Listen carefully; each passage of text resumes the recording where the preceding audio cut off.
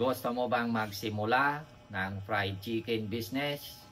Ito na ang pinakamabilis na guide. 5 steps para makapagsimula ng fried chicken business. Una, kailangan mo ng puhunan. Kahit anong negosyo pa yan, kailangan talaga ng puhunan. Kahit konti lang, basta sapat, pwede na. Number 2, kumpletuhin mo muna ang gamit.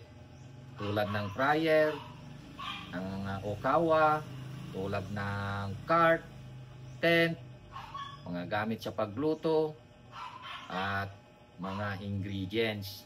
So, kailangan kumpletuhin mo yan. Number 3, i-perfect mo yung recipe. Kailangan maging super crispy, kinakailangan maging super juicy, kailangan consistent yan, tuloy-tuloy. Dapat maging perfect ang iyong fried chicken para magiging patok ito. Number 4, ayusin mo ang marketing. Kailangan mabenta mo, kailangan planuhin mo yan. Kung kinakailangan picturein mo, i-post mo sa social media, gawin mo yan. Kailangan ipaalam mo sa mga kaibigan mo, mga kamag-anak na mayroon kang negosyo.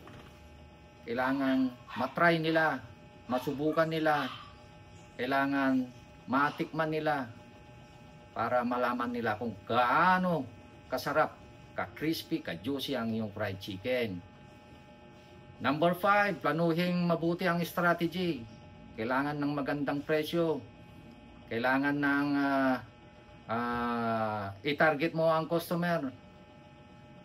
Ano ba yung mga magiging customer mo? Kung sa school ka, kailangang mababa ang presyo para afford ng mga estudyante. Kung nasa palengke ka, kailangan mo ng maging magandang presyo rin para mabili.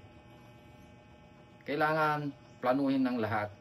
Yan para maging success ang iyong business. Yan ang 5 steps kung paano ang mag-start ng fried chicken business. Ngayon, kung gusto mo pa ng maraming guide para sa fried chicken business, ay huwag kalimutang mag-subscribe sa aking YouTube channel at sa aming Facebook page. Thank you. Maraming salamat.